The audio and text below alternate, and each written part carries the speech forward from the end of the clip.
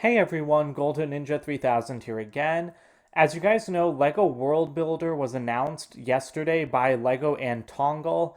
Now, I was privileged enough to be one of the beta testers for this platform, so I've actually had access to it since April 2020, and it was an awesome experience to beta test it. They're actually sending the beta testers an exclusive gift, which I'll be reviewing on my channel when it arrives. And I'm also one of the first two people to have their ideas selected and put into development by LEGO. I'll be making a separate video on that tomorrow because I can't talk too much about it.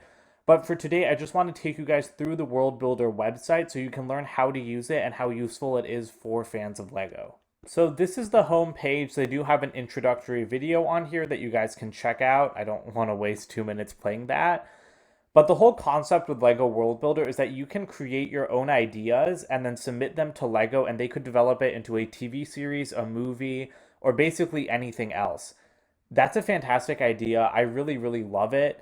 And it's so much more versatile than LEGO Ideas, which only lets you build sets.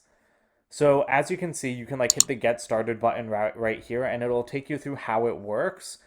So I'm going to show you guys the create section first.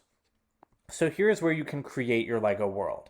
And so again, it can be all original concepts that you come up with, or you can choose a creative prompt. So right now the creative prompt is the holiday special. When we were beta testing, they had other creative prompts that like we went through. Now they're off the website. But I really love the creative prompts because it gives you a jumping point. You know, a lot of people are very creative, but sometimes it can be really hard to start. I mean, they're asking you to build an entire like high concept world on your own. So I really like that the creative prompts are there. But the main thing that differentiates this from ideas is you can see we're on the Discover tab now where you can discover other people's worlds. It's so much more than just a one-off Lego set. On ideas, you're doing pretty much everything yourself. You have to like build or digitally design a set. You know, some people aren't good at that. And again, it's a one off Lego set. This allows you to create a lasting franchise. During beta testing, they pitched it to us as creating a new Ninjago. Lego wants to find the next Ninjago because no one could have thought that Ninjago would have been that popular. I mean, I certainly didn't think we'd be celebrating 10 years of it next year. I thought it would end with the 3 years as per usual. Now, because Lego didn't expect that, this platform allows them to come up with whatever other ideas that fans want to see.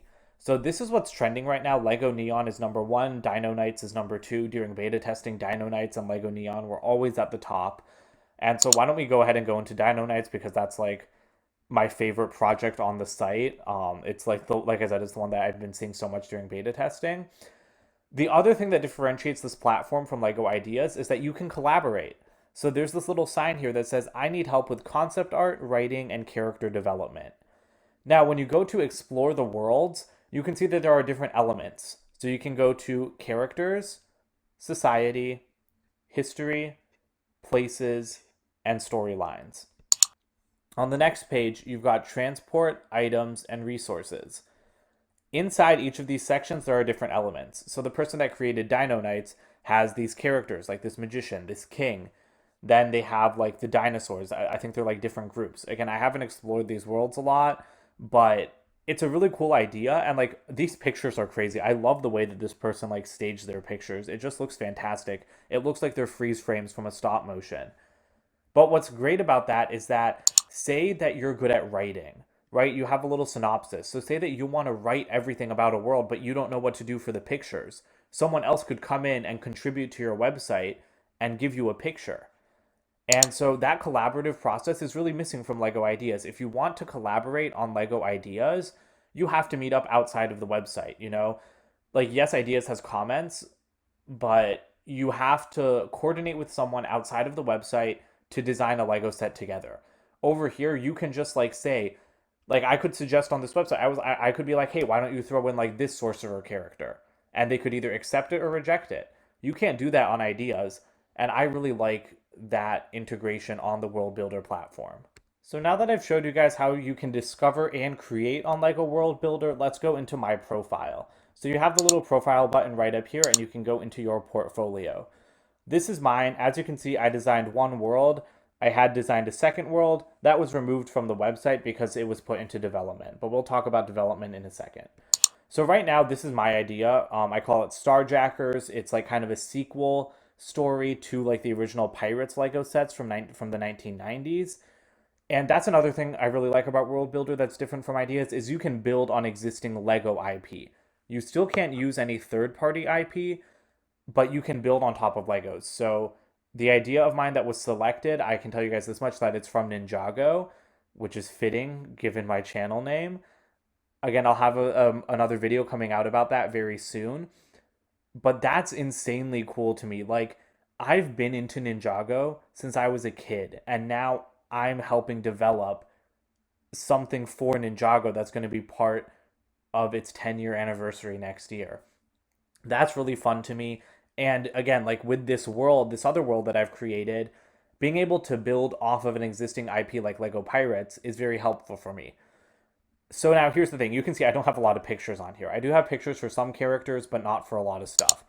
And that's because, like, like with the custom minifigures, with the custom builds I did, I'm just cobbling together parts from my own collection.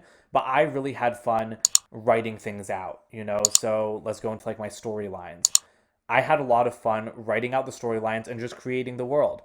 But now, if someone else wanted to, they could come in and suggest pictures for me. I would really like that. No one's contributed to my world yet, but I would really like it if someone would, because I want someone else to help me with like the parts that I'm not as good at, with the custom building, with like the graphic design. My picture right here is just a generic one that Lego already put up. So again, that differentiates Lego World Builder from Lego Ideas, and I really appreciate that. Now we can head back over to the Discover tab, and I'm not sure, there was one other project that was moved into development. I'm not sure what it is, but when projects are moved into development, they're removed from the website. So you can see everything here. Now, when it's moved into development, they just vanish. In my portfolio, there was just one world. There used to be two. The other thing, though, is that creators can remove their world after about 6 months. If you don't want your world up on the website anymore, after it's been public for 6 months, you can remove it on your own. So those are the only two ways that worlds can disappear from the site. Now, if we go back into the world guidelines, we can start talking about how the development process begins. So obviously, architects are going to be the focus of development because because they're the lead creator of the world. Contributors also get rewarded, but to a lesser extent. So this is the section about working with the Lego group. There's two ways that this happens. First, you saw the trending tab where Lego Neon and Dino Knights were at the top. When products are trending, when worlds are trending, Tongle, which is the group, the company that created this site, they'll forward it to Lego. They'll be like, "Oh, we think that this world is cool. Why don't you check it out?" Lego doesn't have to put it in development. They could not care. But the other thing that differentiates this from Ideas is that Lego can just come across a world. So say a world has 300 likes and Lego wants to put it into development. A world could have 1 like, and if Lego thinks it's cool, they can choose to develop it even if like it's not getting much attention. That's very different from Ideas because on Ideas you need to hit that 10,000 supporter like benchmark and then Lego starts thinking about it. That's actually how my idea was selected. My world was not very noticed. It had like 1 or 2 likes. I put a lot more effort into Starjackers, to be honest. But Lego thought that that was cool and that it would fit with something they're already doing. So they took that world and they decided to make it into a real thing. That was really cool to me because, again, you don't need to hit those arbitrary benchmarks. So if the world's moved into development, an architect will receive $7,500, contributors will receive $2,500. Then if a world is moved into production, which skips development, you'll receive $37,500. This is a lot of money, like don't get me wrong. But the flip side of this is that say Lego makes a movie out of your concept, they've paid you about $45,000, but a movie that they release in theaters could make as much as like hundreds of millions of dollars. So I think so that's also what differentiates this from Ideas is that Ideas you get like a 1% royalty of every set sold, whereas with this one you get one upfront payment and that's it. So I do think it's a little bit of a rawer deal if you're making a TV series or a movie, but you can see that they have this other platform, which is social videos. Now you receive about $2,500 for social media videos, and I was actually the first social media video person picked. because during beta testing, they only had development and production. There was nothing about single elements or social videos during beta testing. Then, when they decided to move my world into production, they said, well, hey, because I had kind of envisioned it as a season of the Ninjago TV show, but I did not have enough content to like run for a season. And they were like, why don't we make a 3-minute animated video? And so I was like, okay, that's a really cool idea because making a whole season of a TV show off of this idea is not feasible. So I really like that they added that in there because not every world you come across is going to be worth a movie or a TV series. Again, I'm going to highly suggest you check out my video about my idea because I'm very excited about it.